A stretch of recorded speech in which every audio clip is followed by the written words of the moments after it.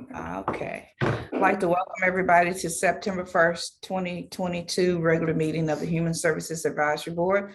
I am calling the meeting to order at 7:04 p.m. Thank you for attending. I will now call roll for the record of board member attendance. Allison, Here. okay. Mary Earls, Present. Ruben Garza, Monica Gonzalez, Alfreda Lee, Here. Joanne Parsons is here, Gloria Quinn, and Mariana Zamora, who is non-voting. So with four numbers out of 7 voting members in attendance, we have a quorum. Staff, is anyone present in person, online, or by phone to speak during the citizen comment period? No. Okay. Okay, we will now consider approval by motion of the August 18, 2022 meeting minutes. Do I hear a motion? Motion. Motion is made by Mary Earls. Do I hear a second? Second. Second is made by who? Allison. Allison. Okay, thanks, Allison. And does the board have any discussions or corrections regarding the minutes? Yes or no? No? Okay. We will now receive a 5-minute presentation by the applicant agency for each program that was listed on this evening's agenda. Each agency will receive a 30-second warning as the 5-minute time limit is approaching. Each presentation will be followed by a 5-minute question and answer session between board members and the agency regarding the program or application. Members of the public are welcome to listen to the presentation, but will not take part in the discussion or the questions and answer session. Time limits will be strictly. I'm sorry. I'm sorry. I didn't mean to interrupt. Okay. Go ahead. Time. Like what I do. Okay, time limits will be strictly enforced on both the presentation and the question and answer session. Since I'm a voting member of the board, so that I can devote my attention to the presentation and discussion, staff will introduce the presenters and track the time. So Carol. Okay, our first agency presenting this evening is Community Action, Inc. And the program is the Senior Center. And so I'll turn it over to Doug Mudd. Okay, can y'all hear me okay? Yes. Okay, perfect. Anyway, thank you for having us. I'm Doug Mudd with Community Action, Inc. of Central Texas, and I have with me April DeLeon Huggard, and she's the Senior Citizen Center Center Director. So thank you all for having us. We're asking for the city of San Marcos. We're requesting $22,000 to help pay for the Senior Citizens Center that's located on 810 Arizona Street. So I want to say that 100% of these dollars go directly to servicing the seniors. There's no, we don't charge administrative, to this fund at all. So our admin, we charge it elsewhere, so not for this one. So, and this $22,000 is about 26% of the total cost to run the center annually. So when we, obviously, we provide many different services. We provide, when we pay through April, who's a center director, and Erica, who is our activity specialist and volunteer coordinator. So, but we provide many different services to the seniors, including nutrition, counseling, and education. We do sponsored arts and crafts. We do games, especially like bingo. We also partner with the food bank on Tuesdays to provide food to the seniors and others that come. We also do health screenings. We provide case management for a lot of the seniors. Sometimes they don't know how to fill out forms and other applications and, like Medicaid or job applications or even applications for utility assistance. We also offer, we help them with carts. We have a lot of seniors come and or dropped off through the carts program and transportation to the center. Meals on Wheels comes 3 to 4 days a week. We also have provide health insurance presentations. So sometimes, they need hospice information or maybe physical therapy. We also do like other classes, medication safety, fall prevention, and those kind of things. So we serve about 125 seniors per year. Currently, we have about 97 to date.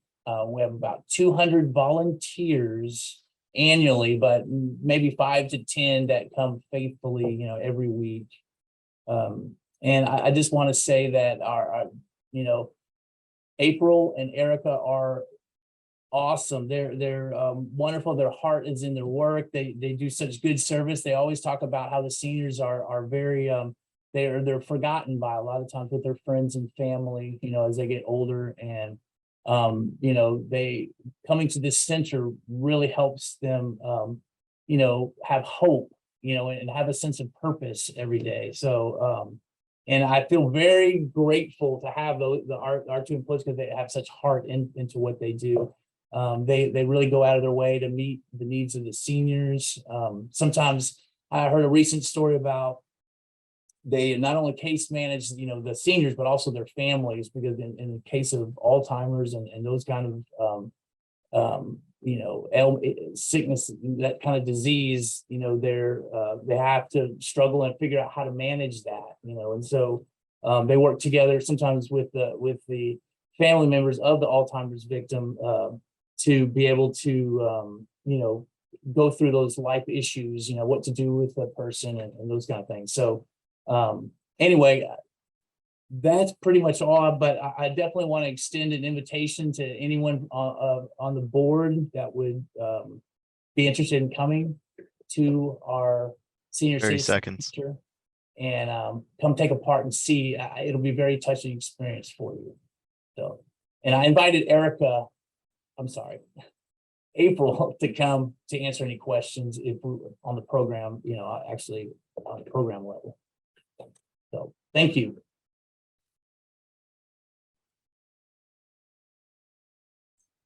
Okay, now we'll start the 5-minute question and answer session. And I would just encourage the board members to just feel free to go ahead and ask your questions. No need to go through raising your hands and so forth. If you have any questions for the presenters. And this will be timed as well. It's 5 minutes. Hi there, Doug, nice to meet you. Nice to I did have one question. I saw in the materials that you prepared that you're thinking about extending the time in which the center is open. Would these fundings be utilized in particular for that extended window? Or I'm also seeing the chart here where it's sort of dispersed across many different activities. Just wanted to see what your thoughts were about that. Yeah, we also get funding. I forgot to mention, we get funding through the Hays County and through CAPCOG, which is the Capital Area Council of Governments Area Aging, Area Agency on Aging. That's a mouthful. Anyway, yeah, so we were hoping to extend those hours out, but not necessarily use this 22,000 for that. We would just use some of that for adding the extra hours on. So it wouldn't be just this money, it would be the other funds as well. Plus, we're also using utility assistance funding with April's salary to help with that cost as well. And Okay. currently, this is what's sad. The sad part is that our activity specialist is only making $10 an hour, which is, I feel like it's not near enough. It's almost embarrassingly low. But we're trying to figure out ways to pay her more. for what she does. But thank you. I hope I answered that question. Yeah, you did. Thank you very much. Sure. I had two questions. Thank y'all for joining us this evening, by the way. So in your justification, you mentioned addressing one of the city's strategic initiatives about effective case management. Approximately what % of your time do you think is dedicated to doing that? That is a great question. If I may, Mr. Doug? Yes, please. Thank you. Hi, everyone. I'm April. Thank you for having me. To answer your question, I would say 80 to 90% of our time goes to case management, whether it's directly with the seniors themselves or with their families. Whether they need help with utility assistance, resources, as Doug has already mentioned, but getting them in connection and networking with the right programs that benefit them.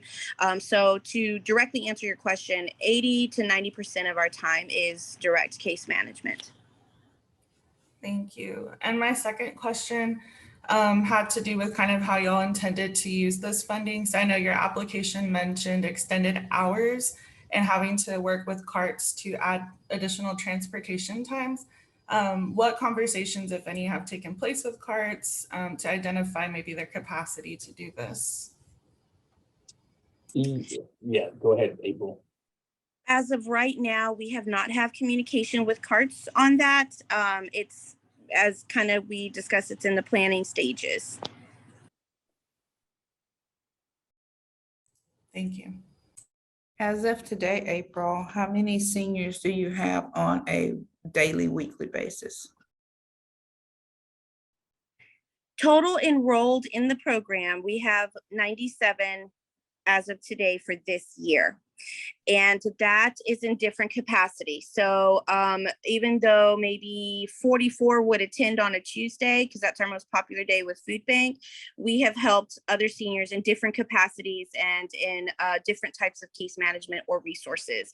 So they are enlisted as clients of our center, even though they're receiving different resources, whether that be attending the center or helping them with other types of needs. Did that answer your question? Yes, it did. And I know Carts has been picking up some of the seniors from their home and bringing them back. Are they still doing that? Is that part of your partnership with them? Yes, ma'am. That's exactly right. And CARTS does that free of charge. It's nutrition routes where they come to and from our center for free.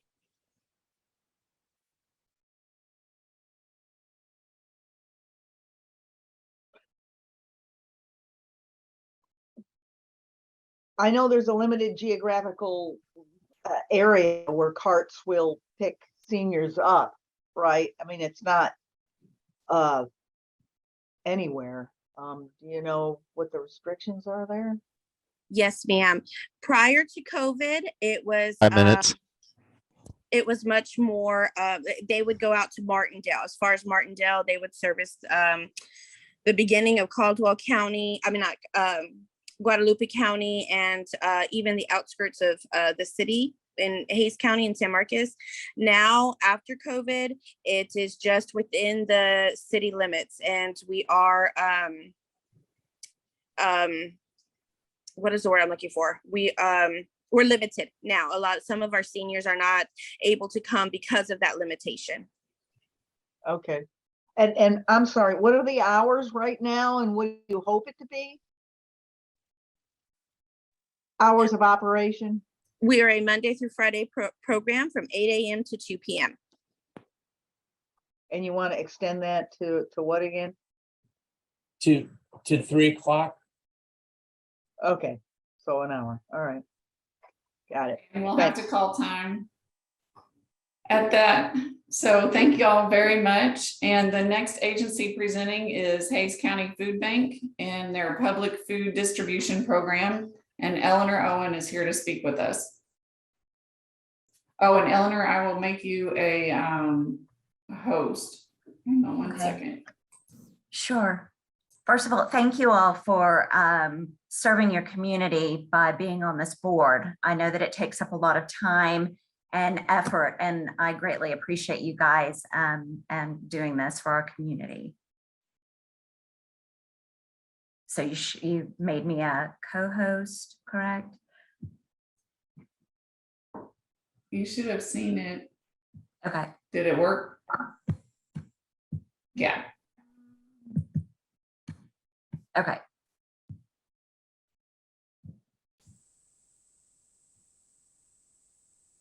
Can you guys see that? Yes. Okay. I just wanted to, I know that some of you are very familiar with the food bank, and some of you may not know that much about it, but I just wanted to give a little brief overview and hopefully answer some of the questions that you may have about what it is that we do. We're located in San Marcos on Herndon Street, so very close to downtown. And where do we get our food that we're able to distribute? 5 days a week, we do food rescues. So our vans go out into the community all throughout Hays County, Sam's, Walmart, HEB, and we pick up food that is near expiration, or maybe they've ordered too much or ordered the wrong thing. We have this relationship with local retailers and restaurants, mostly through Central Texas Food Banks. Some of the restaurants that we work with locally, we have a direct relationship with, but most of it is through Central Texas Food Bank and the Feeding America network. We also are able to order food from Central Texas Food Bank. Some of it is USDA product. Some of it is product that Central Texas Food Bank is able to buy in large quantities, therefore passing on the savings to us. And sometimes all we have to pay is a small handling fee for that. We also receive community donations. Our community is very generous, and lots of food drives are done, and we greatly appreciate that too. And then there is a part where we need to purchase food. Currently, due to the reduction in different programs from the pandemic, USDA has currently just cut what they're able to offer by 1/3. Just different things, supply chain issues, we're even feeling that also. So we've had to get creative and also purchase some food. We also purchase food for specific programs, our Tough Bag program, which is a transitional and sheltered food program. So those are items that are high protein, easy to carry, may not need a stove or refrigeration, depending upon where they're living. And so we try to make those items available. And a lot of times we do need to purchase those items to be able to provide them to the community. We would not be able to do what we do without volunteers. Volunteers are the reason that we can do as much as we do. So 5 days a week, we have 9 shifts open to volunteers to come and help us go through all of the food that we picked up on our food rescue and directly get it ready to go out into the community, whether it's through one of our direct distributions or through one of our community collaborators, like the Senior Center. And so that they help us with that for 9 shifts during the day. We also hold 4 to 5 direct distributions each week. We have 4 each week, and then 1 week out of the month, we do a 5th one in Wimberley. And so 10 to 15 volunteers are needed for each of those distributions to help everything go well. Staff and volunteers allocate food to meet the needs of, we work with up to 26 partner agencies, and that's including the women's shelters, Southside Community Center, schools within the Hays and San Marcos school districts. There are many churches that we work with and different civic organizations that help further our reach into the community and make food more accessible to everybody. In 2021, we had about 1,638 volunteers that assisted us, which would equate to approximately 5 to 6 full-time employees in addition to the employees that we have. Food distribution. So where do most of our clients live? And this does vary slightly from month to month, but as of July, 51% of our clients live in San Marcos, 31 in Kyle, and 10% in Buda. And the rest of them are throughout Hays County. And we do even have clients that come from Caldwell County, Travis County, Bear County, Comal County, and Guadalupe County. 30 seconds. Oh dear, how often are distributions attended? Typically, most of our clients only come one time in, say, a month to 2 months. They're not coming as frequently as some people may think. Number of households that we served up to July was 12,819 was a direct distribution. And then also our community collaborators. We serve lots of different people in our community, seniors on a fixed income, people that are experiencing emergency needs, 5 minutes. adults, and college students. So I just wanted to give you guys a little summary of what we do, and I hope I can answer your questions. And let me escape from this and I can stop sharing my screen. Thank you.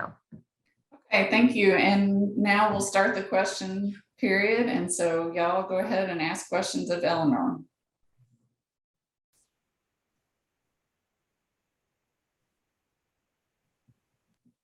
Hi, Eleanor. Thanks so much. So I saw in the application you sent that there is a distribution specialist that's part of the funding. I was just curious, the funding distributed across all activities, or would it be specific to some of the distribution specialists that are needed for the food distribution? Really specifically, that the food distribution specialist that we have, he's a part-time employee, and he is really in charge of making sure that every week we have to determine how much food to take to each distribution. Unfortunately, we have a very small facility, so we are very tight on what we order, and it definitely equates to what's going on that week or what we've seen in the week prior.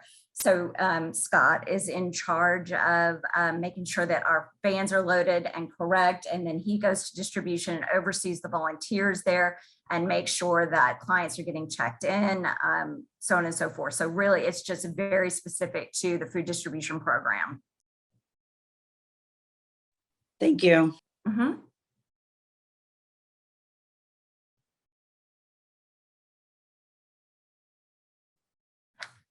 I could just tell you guys a little bit, 67.6% of the funds that we received last year were from individuals in the community. Now that does include churches and civic organizations, but most of our funding comes from just everybody in our community, which is really wonderful. And so about 17.6% came from grants, and that includes government grants like the grant from the city of San Marcos.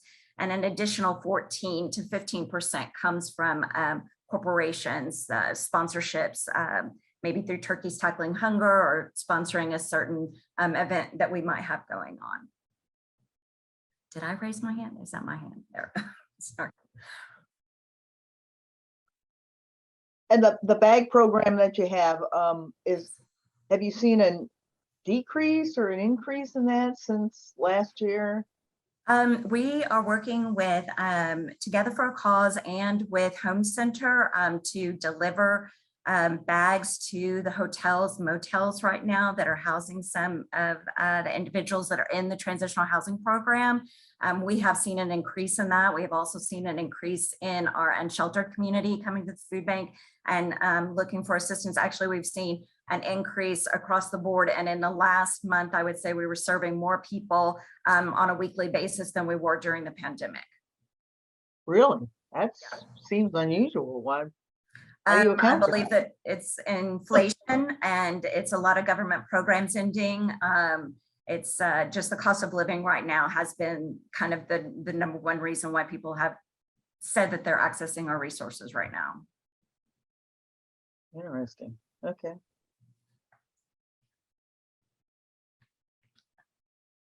Up to date, we have distributed about 600,000 pounds. And that was actually to the end of July. We haven't finalized our numbers for the end of August. So last year we did about 1.2 million pounds of food distributed.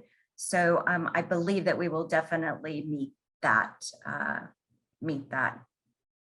I don't want to say it's a goal because it's not a goal, but. So the major contributors for the food that you pick up that's expired or near expired, Yes, I think you mentioned, Sam's or yes. some. Sam's, Target, HEB, Walmart. We also work with some local restaurants. We work with Dos Gatos, Papa John's. Gosh, why can't I think right now? Wow, Fried that's a chicken. lot. Yeah. Yeah, So those are direct relationships that we have with local restaurants here that call us when they have something extra to come and pick up, and we're happy to go get it and distribute it as quickly as possible. that must take a lot of coordination. It takes a lot of heavy lifting, honestly. Well, you got a lot of volunteers, that's for sure. We do. Thank goodness, yes. And we work with Texas State Bobcat Bounty. They just started up actually today's Thursday. Today was their first distribution for the fall semester. There is food insecurity is on college campuses all over this country. Yeah, It's 5. good. Okay, we'll need to stop there. Oh, I'm unmuted. Okay, Eleanor, I'm gonna make you not be a co-host anymore. Okay, thank you, guys. Alrighty, and then I've muted everyone. We next have a presentation from Carla Merritt. She's with the Synacor Foundation. And the first program that she's going to talk about is prevention of substance use. And Carla, we can't hear you.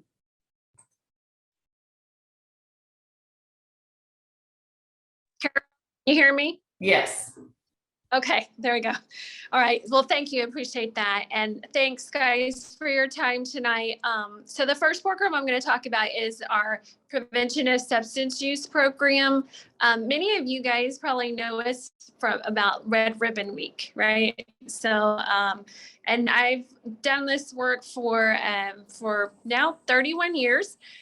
Prior to with Synacor, I was with the Hays Caldwell Council on Alcohol and Drug Abuse, and then we just had a merger back in 2016. So I'm still doing what I'm doing, but now I'm the director of our prevention and YRC program. So our prevention of substance use program is multifaceted. So we serve across the lifespan, actually. So a lot of our work, of course, is done in the schools. So, and we serve all of the San Marcos schools, and we also serve the schools like outside, like Hays County schools as well. So, and we do that in a couple of different ways. Partnering with them really closely. We go in and we provide curriculum to classrooms anywhere from first grade on up to 12th grade. We also can go in and we can do what we call just like stand-alone presentations. So if a teacher wants us to come in and just talk to all of the 5th graders in that school, we could do that at any given time. We also provide different activities and what we call lunch and learns at the schools. So we might set up a special table for the kids to come to and participate in an activity, and then have a time for a learning opportunity. And y'all, this is all based on health and wellness. So we've watched it over the years grow from just tell kids to say no to drugs to evolving into the health and wellness piece of our children, our adolescents, and our family members. So speaking to the parents is a huge part of what we do. That is so important that parents get this information as well. Many of you probably have heard like the issue with the vaping. I got so many calls last spring from schools because teachers, administrators, parents, they just didn't know what to do. What do we do with this? We don't understand this problem. Help us to have the knowledge and the resources to deal with the vaping issue. So we stepped in and did that. We really just cover the gamut when it talks about like health and health wellness presentations. We really want to equip the youth that we work with to have what I call as many tools in their tool belt to deal with the things that are happening in their world. And one thing that we really have struggled with is the increased numbers because of COVID. So many students, youth, their families really have suffered in many ways because of COVID-19. Just the trauma that has happened within their families, the isolation, things like that, grief. So we work real closely with the school counselors, communities and schools, whoever is at that school, social emotional directors, to be able to provide the support that all ages need. And again, we also work with their parents. We also, again, work across the lifespan. In October, we're going to be at the Senior Citizens Health Fair because we know oftentimes senior citizens, they don't know what to do with like expired medications. So we do a lot of education around that and helping them to clean up their medicine cabinets and be safe and things like that. So all of that's happening. Then we have all of our after school programs, our partners. Housing Authority is a long-standing partner. We work directly with the site coordinators. Also, Boys and Girls Club is another big partner. So going in after school and working with Mr. Elton over at Boys and Girls Club. In the summertime, we don't stop. So we go to where the kids are. And so we work closely with Parks and Rec, their Discovery Camp, their Summer Fun Camp. Whatever programs they may have, we plug in because we know the kids still need the services that we provide. 30 seconds. We also work with Wonderland, have done that for many, many years as well. So Youth Service Bureau, so partnering, where we can go in and just really work with the children and their parents. So. Okay, thank you very much. And now we'll open the floor for questions for about 5 minutes.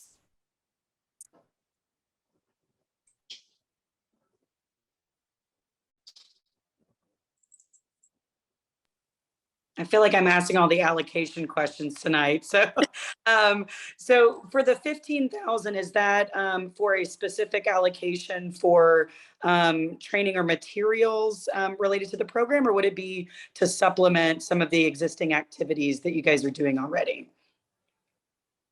Absolutely, great question. I'm glad you asked that. So, so we're funded by Health and Human Services Commission. So that's our grant that we receive. Part of the grant, they only fund it so far. And so the other piece, we have to get the match dollars from our communities. So that's the whole piece, right? They won't give us all of the funding, and we have to, per a contract, get the match dollars. That's a requirement to stay funded with the state. So that's one piece. The other piece is we're not allowed to purchase any kind of like drinks or like snacks or anything like that either, especially, in our like after school programs and things like that. So that helps to go supplement as well. But really the majority of it is that match dollars, because we can't do what we're doing and continue to meet the requirements with the state if we don't have the support from the community. So that's really the big piece for us. We have to be able to show that support fiscally, but also within our partnerships as well within the community. We have to show both of those pieces. Those are big, big pieces for us. Thank you, Carla. So you have to show to them that the community is funding you or backing you in what you do? Yes, Okay. ma'am. Just making sure, okay. Hi, Carla. In the application, you mentioned some of your program objectives and that HHS determines like your measurable outcomes. Like what tools or I guess things you use to measure like the coping skills, awareness of substance use and all that? Yeah, great question. So what our curriculum that we use, so there's two curriculums that we use. Those are both proven evidence-based curriculums. So we can't use anything that's not evidence-based. So the state puts out a list and we can choose from those curriculums, but we're not allowed to choose anything that's not like evidence-based. It has to be proven to be at that level, like the evidence-based piece. So that's one thing. So I'm not sure if I answered your question clearly though.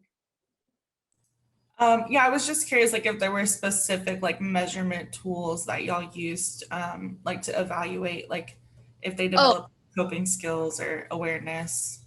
Right. Not so much that, but we have like really, really close contact again with the teachers, with the school counselors, and the like the social emotional directors, that kind of thing. So, you know, we are in constant contact with them because their feedback is important to us. We do a survey for all of our partners in our schools because that feedback helps us to know, like, are we getting to the piece that we need to? Are we hitting the touch points that we need to be touching on for these children and for the youth? And so soliciting that feedback is a real big piece for us.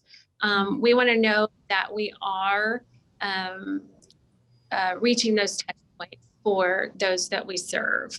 So that's another way that we do that, because that feedback is crucial to us. And does that feedback incorporate like youth feedback, or is that only specifically from like those school partners? So on our side, it's from the teachers, the partners, the school counselors, that kind of thing. But when I talk about the YRC, I'll talk about that a little bit different, like from those specific youth that come through our program. So. Mm-hmm.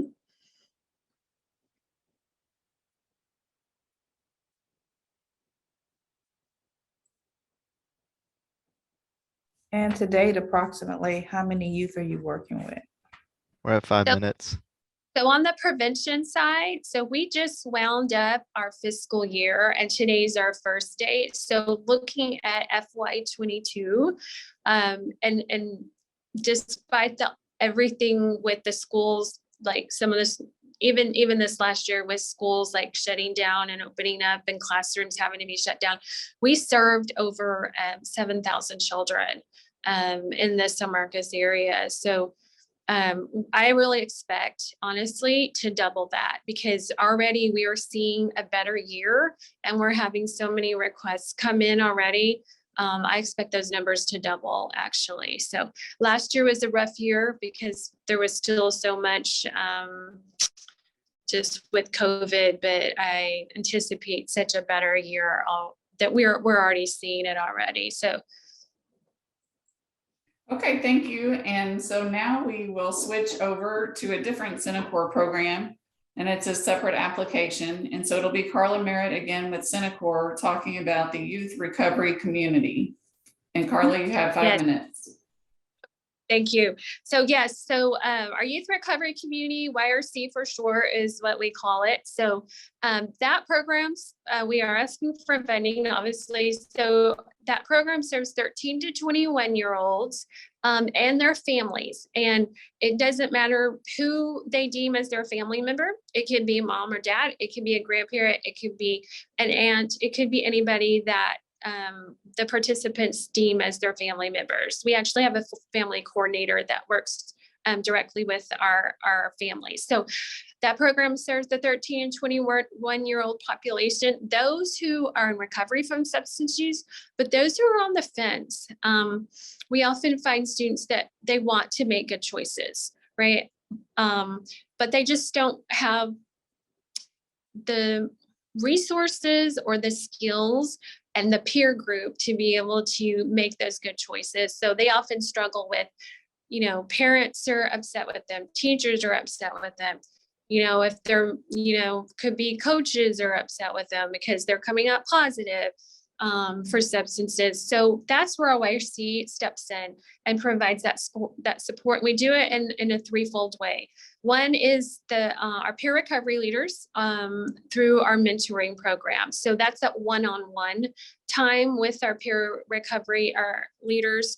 And a lot of our peer recovery leaders have lived experience. So they've been in that youth's shoes or very similar. So a lot of that is just individual piece. And we can do that at our site, which is right off of 123. We sit right there by Goodnight, have an amazing relationship with all the schools and Goodnight and Lamar. We also go to the schools as well. So work very closely with Jenny Parker at Lamar because we know that students are being referred from the high school because they've been caught with substances. So we work with Jenny to be able to serve them at the high school or at the Lamar Center. So that peer mentoring, that piece, the individual piece, and then we have groups. So we can provide groups at the schools. We also provide groups on site. So these groups are with the students, with the youth that come together and receive the support in a group format. The third piece is what we call like our fun and social events. So those kinds of events are, hey, let's go bowling on Saturday morning. Oh, it's Friday night game night. So those kinds of things that bring groups of kids together where they can share in fun social events and it bonds them and they have a community to go to. So instead of Friday night, going out and, using substances, I have a place to go. I have a place to go with other kids like myself. So those are the three ways. And again, we have lots of partnerships. I do want to speak real quick at Texas State University. We have a great partnership with the Health Center, with Dr. Krunko and Julie Eckert up there. Longstanding relationship. We provide a group for students that in recovery or again, who are struggling recovery at Texas State. We've been doing this now for over 6 years and it just continues to expand and get bigger. During the pandemic, we did it virtually because we knew those students, even if they were not at the university at the time of the pandemic, they could still log in and we could provide services for them. We can also, again, do the individual mentoring for them. So we actually have space at the Student Health Center. So each week we can go up and we serve students again through the group piece and also for the individual piece. So it's a real important piece of what we're doing in San Marcos along with the schools as well. So and then juvenile probation, we work closely with them. Just, about anybody that walks through our door. We do get walk-ins. 30 seconds. So we often serve them because they find us and we are there to help them and to get them situated with our YRC program. So. All right, thank you very much. And now we'll start that question and answer period for Carla for the youth recovery community for 5 minutes. So Carla, again, the 10,000 that you're asking for is for the matching dollars that are required as part of the Health and Human Services contract. Yes, ma'am. Yes. And then again, to supplement, just the things like, if we have game night, that kind of thing, we can't buy the snacks and stuff out with the grant money, that we're not allowed to do that. So those kinds of things, if we, doing something on a Saturday morning, we're, out at the park with the kids or something, that has to be purchased with non-grant money. So that does go to help because we know that kids that are hungry are distracted. So if we can feed them a little bit, then that kind of settles them down, their stomachs, and they can pay attention a little bit more. So, but yes, we have to have that match dollar. I have a couple of questions. On the application, I saw that you indicated y'all had requested funds from Hays County, Lockhart, and United Way, but I didn't see an indication if it was granted or pending. Do you have an update for that? Nothing from Lockhart is still pending. United Way is still pending. I believe that something has come out from Hayes County. I saw something very briefly come through my email, but I didn't have a chance to actually open it and look at it. But I think that that has come through. But I'm just going to say as right now it's pending because I don't have like if it did or not, if we actually received any money as of yet. Sure. Okay. And I have two more questions. So for the individuals that you serve, do you happen to know like what percentage of those youth are in secondary education versus higher ed? That is a great question. I wish our manager was here. I don't have that percentage. What I can tell you and what I said earlier is Texas State was actually our first partner when we the way our state, it's pretty large as far as a percentage. I'm sorry, I don't have an exact percentage, but like I said, working with the health center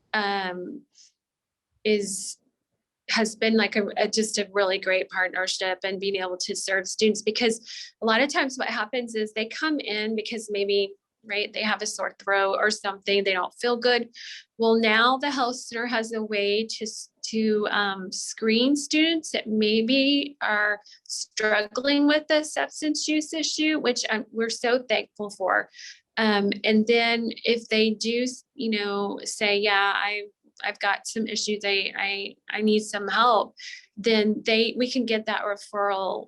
Again, working right there at the health center and being up on campus really helps. And it's just such a great direct line to be able to serve the students there. We know that the students are under a lot of pressure. So yeah, we just really want to continue to be that resource to be able to help. So. And my last question was, you mentioned individual mentoring. Are these peer mentors or what qualifications do they have? Yes, absolutely. So they're employees of Synacor. So they are hired. They have to meet our qualifications, like as far as like background checks, things like that. Some of them have bachelor's degrees. Some of them we can hire that they don't have bachelor's degrees, but they have experience in the working world, so to speak, right?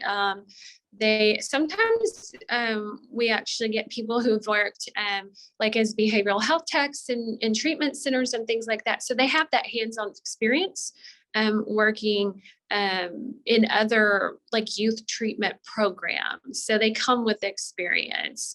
But yeah, and of course the background checks is a big piece, but we also, all of our peer recovery leaders go through pretty rigorous training before they can sit and be a peer mentor in front of youth and young people. So that's a real important piece for us. Great, thank you. Mm-hmm.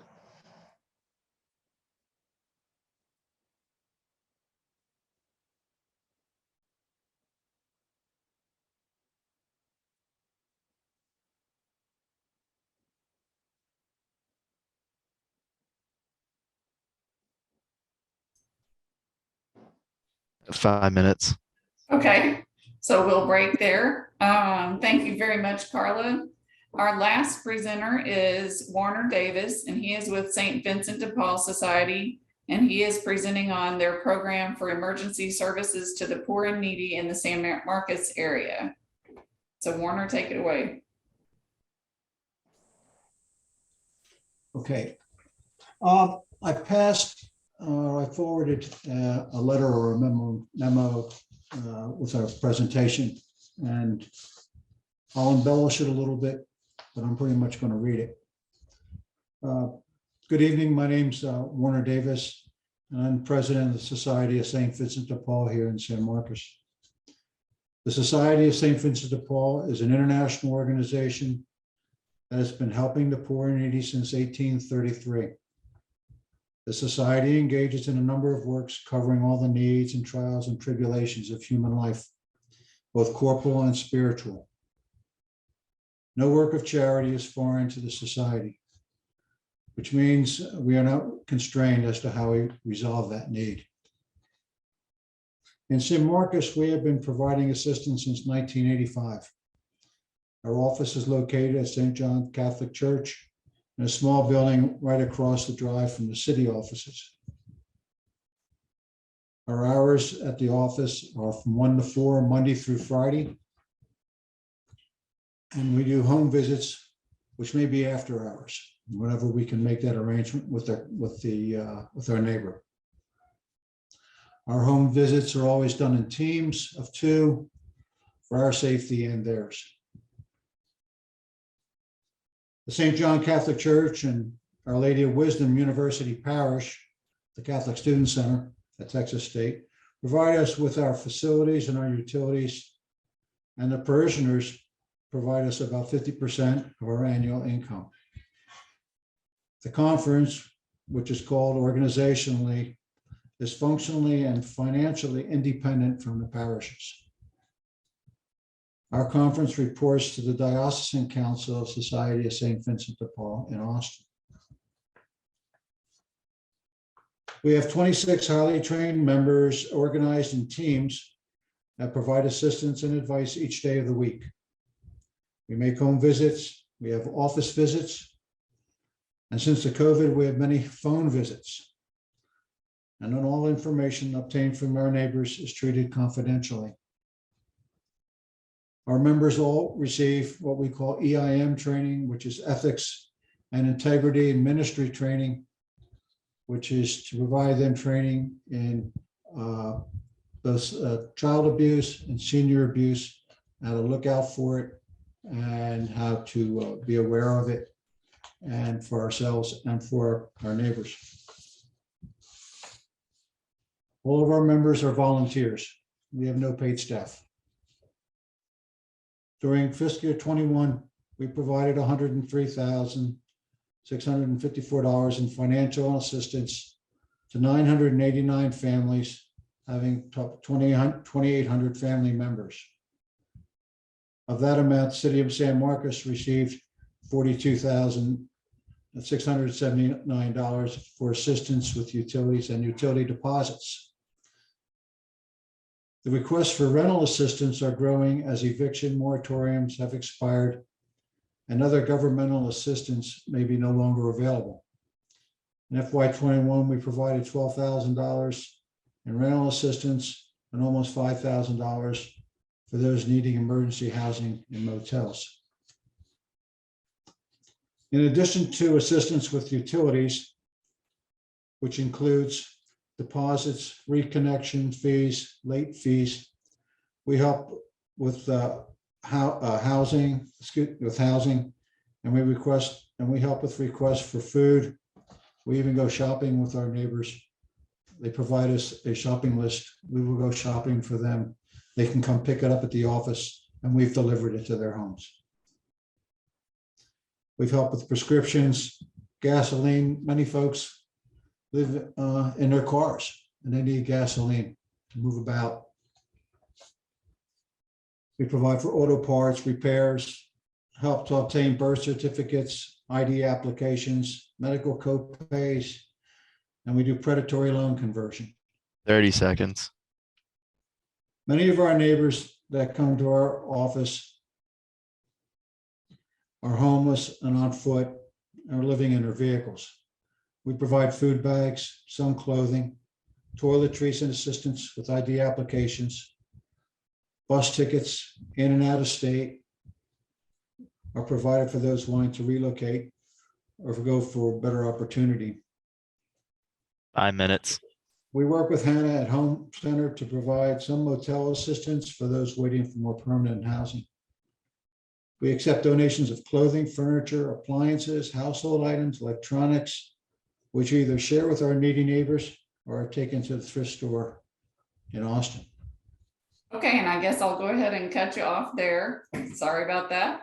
okay. We'll just stick with the 5 minutes, and now we can begin the question and answer period that is also 5 minutes. Fire away. If I remember correctly, I think last year y'all didn't apply for a grant through us, Human Services Advisory Board. That So was just too painful. Well, I was gonna ask, how did you provide these services without these funds? We had a couple, we have some pretty good members in our conference. And when I confessed that I misread the notice because it was dissimilar from the years past, and I thought it was for another program. And so I confessed to that to my to our conference, and they came up with some significant contributions to help cover that omission. And and we've had some good help in another place. We did very good with our fundraiser last year, Riverwalk for the Poor. We were able to raise $10,000 where we had normally raised maybe less than $5,000 the year before. So that helped out significantly last October.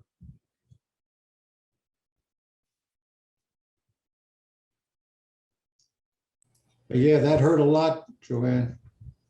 That was painful. And they held my feet to the fire to make sure this application got in this year. I'm sure they did. In the longer term sustainability of the organization, have y'all looked into, or what have y'all found as far as like additional funding opportunities? I just noticed, like you said, it comes a lot from the parishioners and private donations, but what else have y'all explored out there?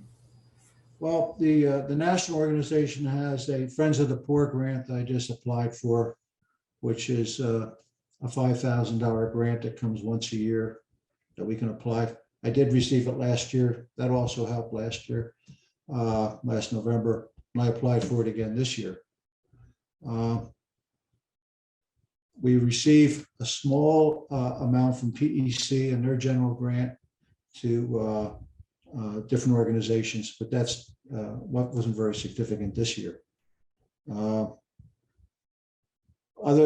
guess there are other grants that I could apply for. But we haven't. I guess I'm not aware of them. All right.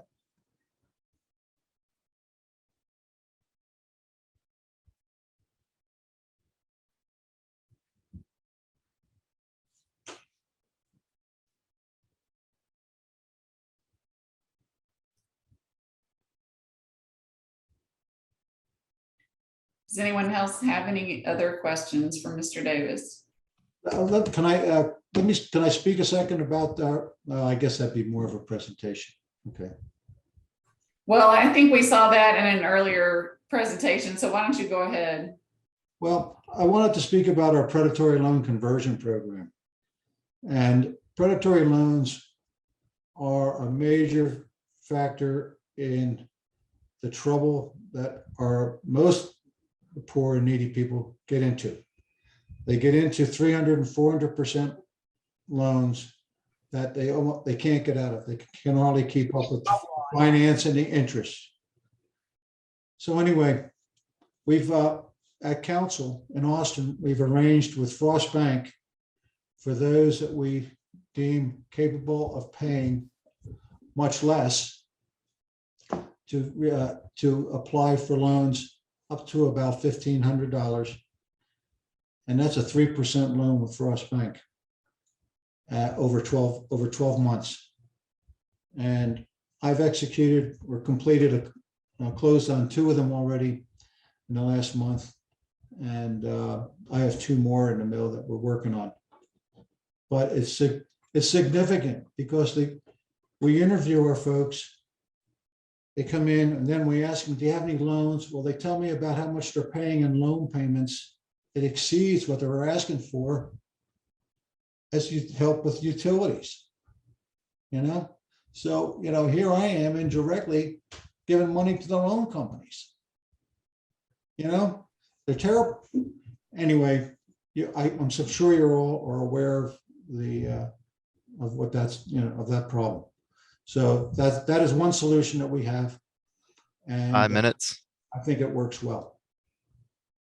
Okay, thank you very much. So that concludes our presentations. let's see. And so then I guess I will turn it on back over to Joanne for the rest of the meeting. I'm happy to facilitate the discussion if you want. So we just need to kind of go through, keep on going down the agenda. Okay. We will now hold discussions among board members on program agencies and applications for the purpose of clarification, comparison, evaluation, and assessment. This discussion is public, however, it is only among board members. This time is meant to be a free flow of conversation, but please make your comments succinct to allow time for the board members to share if they wish. The discussion will be facilitated by Carol Griffith, Housing and Community Development Manager. Okay, Carol, you have the floor. Okay, and I have a few questions prepared if I need to kind of seed the discussion, but first of all, I just wanted to open the floor so that y'all could discuss at will if you have things that you'd like to talk about.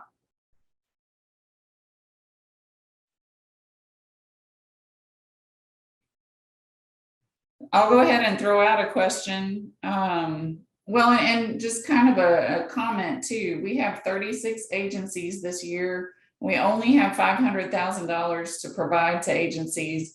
And so I do think some hard decisions are going to have to be made. And so in these discussions, right after the presentations, one goal for the discussion is to make the presentations memorable so that, I mean, you're going to be going through a lot of presentations and a lot of entities. So what would you say is remarkable about what you heard this evening? What really caught your interest? Really with all of them, just a quick minute.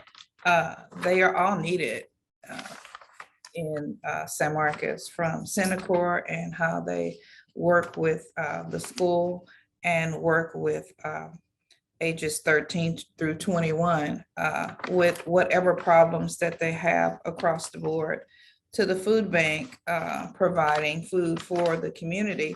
But I like that the food bank also helps other agencies, the ones that apply for assistance from us as well.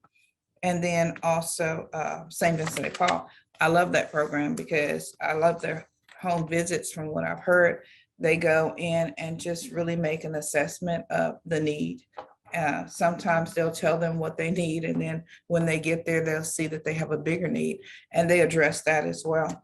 And I love the fact that even though they didn't apply for funds last year, that they're so important to the community, and others felt that they were important, that they were able to get funds from other sources as well to keep them going and to keep them as a viable part of our community.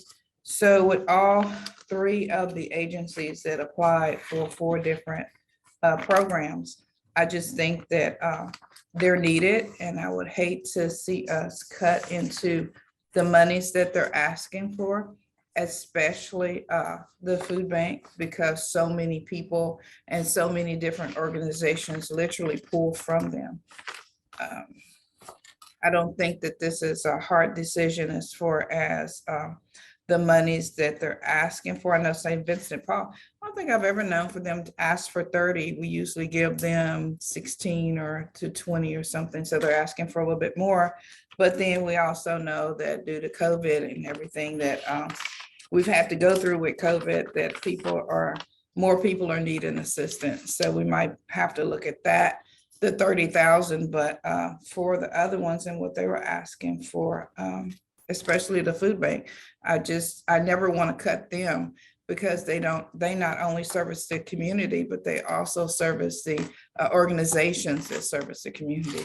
So I think that they just have a lot of organizations and people that are pulling for them, and we need to make sure that they stay funded.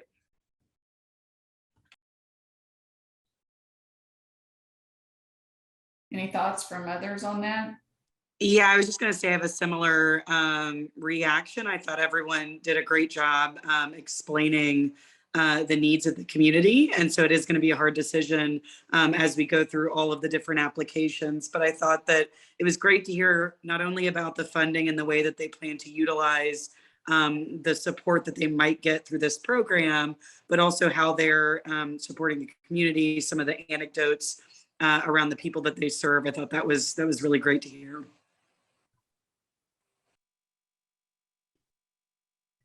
I just wanted to add, I looked at what the food bank was asking for, and it looks like it's less than what we previously funded them for. So that tells me that they're making the most of every dollar that we give them, that they're using the money wisely. So I think, funding them in full probably would be a good idea. They're, as Joanne said, they're very much needed. As far as Synacor, I like that she kind of focused on vaping. I know I saw that somewhere that kids are smoking less, but they're most likely vaping more. And maybe it's something that's not, taken as seriously because it doesn't seem as serious as smoking. But I did like the fact that they were focusing on that, and it's a large part of their program, and that they helped 7,000 children. I thought that was just amazing. And if we can help them to help even more, that would be great as well. As far as the peer review, it seems like maybe she kind of answered my question, but I was just wondering, I know that these are people who have degrees and have training in this sort of thing, but I was wondering if it was anyone who had previously gone through the program. I don't know if that was something that wouldn't be allowed, but I mean, it'd be interesting to know, have one of their success stories come back to show that, they can counsel younger members and show them that there is something, that they can look forward to. As far as the last speaker, I liked his predatory loan program. I don't know if I'd heard that they have done this before, but to recognize that this is something that a lot of people are struggling with, especially with, the rise of interest rates and inflation. I thought that was a great program, and I'll be interested to see what the board comes up with to fund all these programs, and hopefully we can give everybody something that's fair. With one of the questions that you had, maybe Carol can send an email to Synacor to see if previous participants in their program, are they a part of like peer-to-peer, or how are they a part of the program now? Yeah, I've always said when someone's going through something and they're getting counseling, if they know that someone that is doing the counseling has gone through it also, I mean, I feel like they can form maybe a stronger bond, a stronger connection. So I'd just be interesting to know, it would be interesting to know if it's someone who's gone through the program and has come back to share their experiences. I'm interested too. I didn't even think about that until you brought it up. I know some programs like Hands of Hope, they are very good at bringing back members, or people who've been in their program before, alumni, to assist with current people that are taking the program. And it makes a big difference when you can see the success of someone who has been where you are. Okay, I can send that question to Synacor.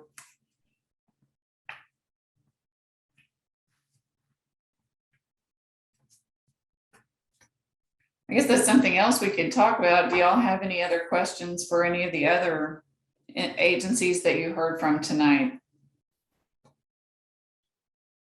I have I'm curious about the predatory loan program. It hadn't heard it mentioned before. Certainly it's out there. I don't know whether they've just discovered that it's more of a problem, or have discovered that that's how more of a problem than they thought. But I guess the only bank they mentioned to try to pay those loans down is Frost Bank. Be nice if they could close them down, but that's not going to happen.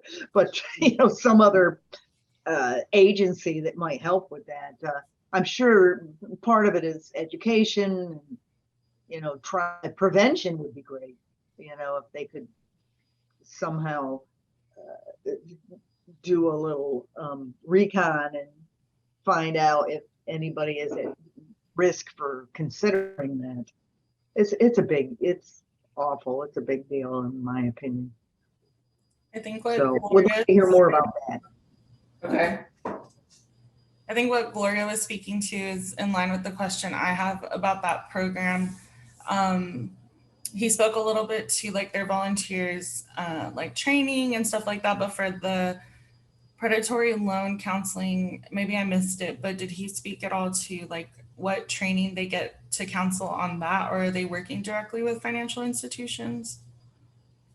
No, I didn't hear that either. Maybe that's something that Carol Gann can send an email out to him if you want to be a little bit more specific with your question. That way she can word it more specifically, and then he can get back in touch with her and she'll send the email out to everyone. Mhm.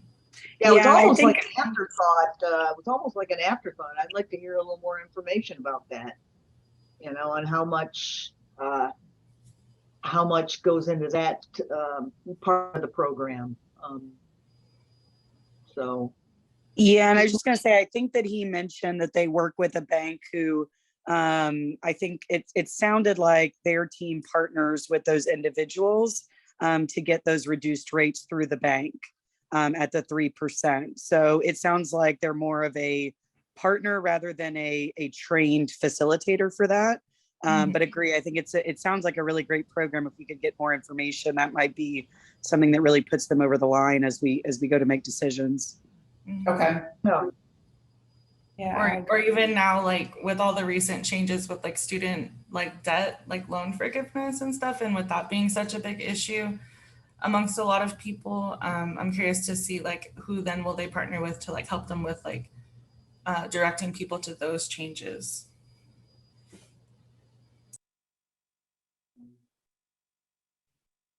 I'm not sure how to ask a question about that. Did you have a specific question? Just in anticipation with student loan forgiveness rolling out, I guess what are their plans to partner with other financial institutions or organizations that can help counsel people on that? Okay.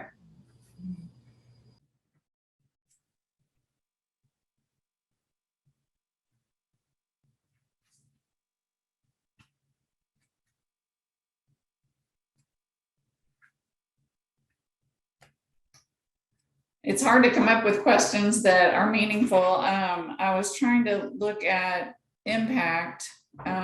What impact will these programs have and on whom? And I noticed that, you know, some programs impact a lot of people in a specific way, and some programs impact fewer people, but in a deeper way or a deep and meaningful way.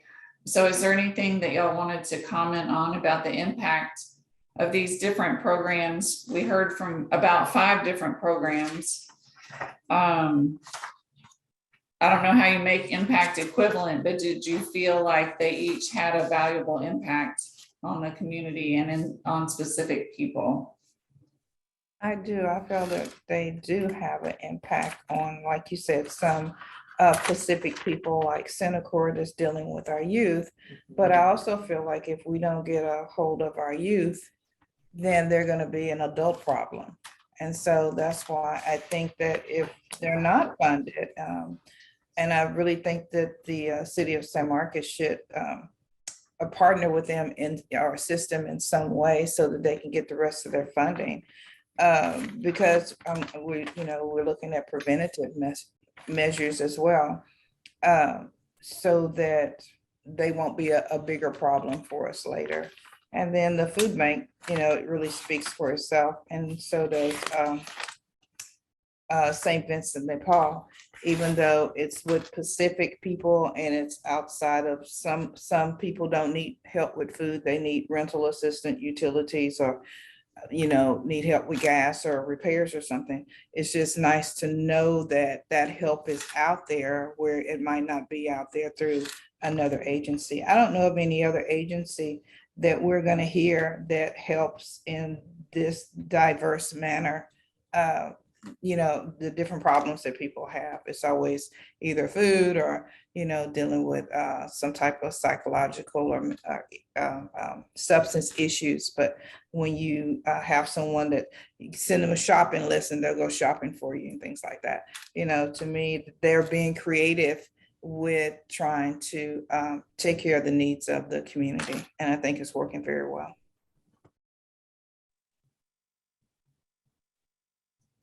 We haven't talked as much about the senior center. Did anyone have any thoughts on the impact of that program in particular? I totally forgot about them. Well, I was just. That's the gonna ask reason that about they're Yeah. there. You Yeah, know, I think with the senior citizens that they're there for a reason. This is kind of our lost, community. Because I work with the adult protection, and I deal with senior citizens on a daily basis. I've used their services before with certain seniors that I've come in contact with. And it really does help. It keeps them occupied from like 8 to 2, or, whereas they're just sitting in their homes, just looking at TV or looking at the wall. So I think that this is a viable organization that San Marcos needs as well. And they're not asking for a lot, but they do a lot, and they really get into their business. They get into their homes. They see what's needed. They really try to take care of them. And that they've partnered with CARTS, I like that, because a lot of these senior citizens don't drive, don't have transportation, and don't have people to take them different places, so that they have carts coming to pick them up to take them there. I think that that's needed as well. That one, and To that real quick, I was really impressed because I know in the last couple of years, they've been trying to expand their program. And so I was pleased to hear, even though I realized that they did not, I'm hearing that they were not able to expand their program.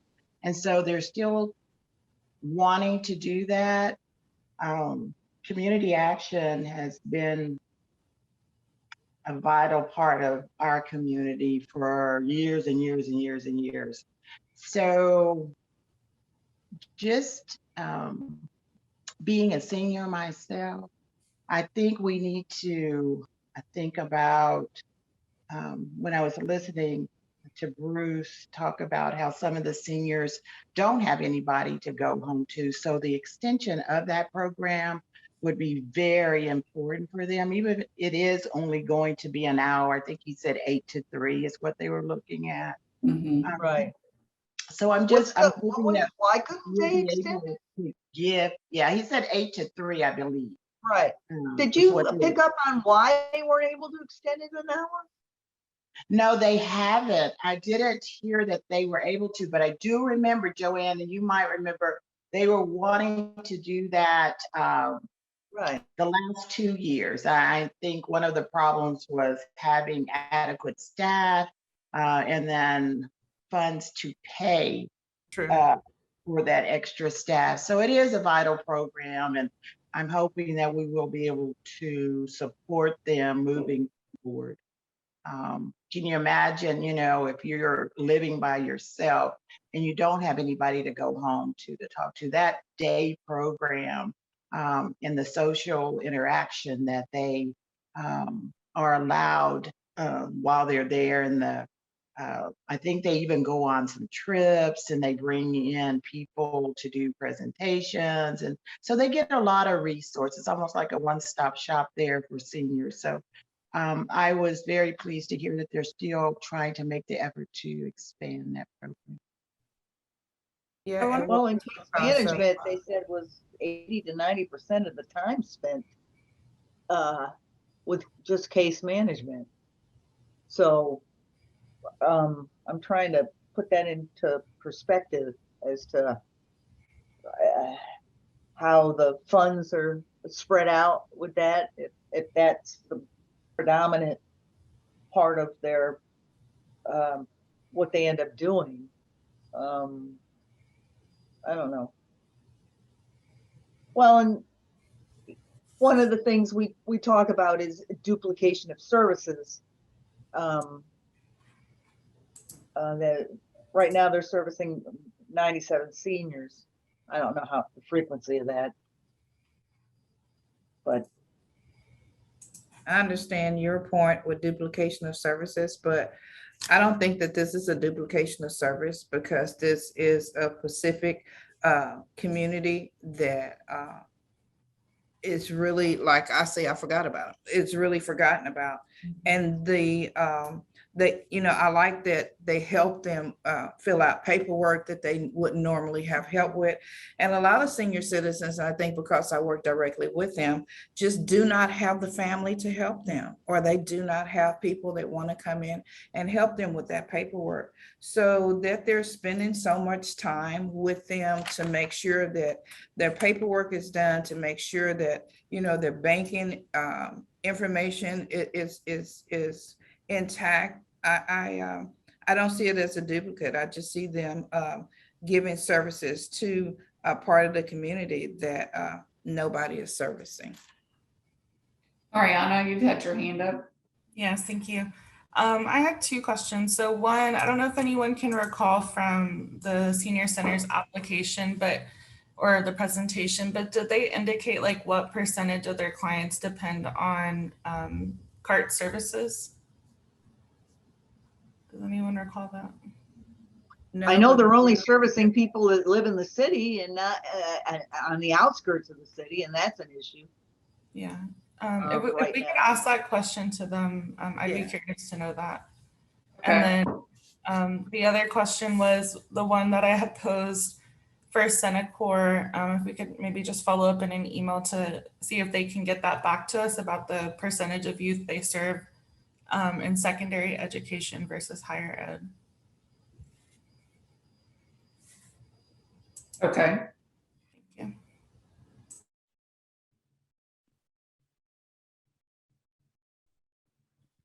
It is 8:25, y'all. Okay, and I asked Brandon to let us know when it's 8:25 in case y'all want to wrap it up.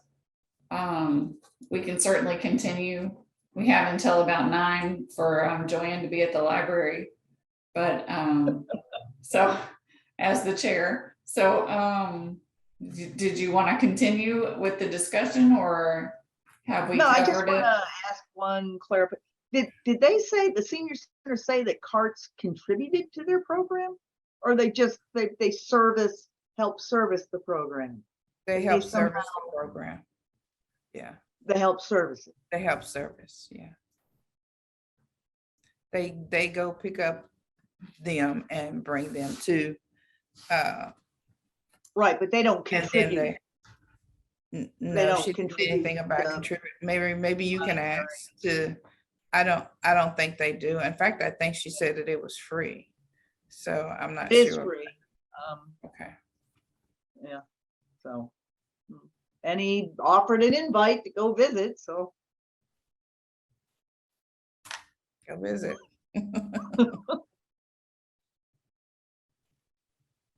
I'm good. Okay, with that, I'll hand it back over to Joanne to continue down the agenda then. Okay, even though we are breaking at 8:26, still, when we come back, we have to discuss further.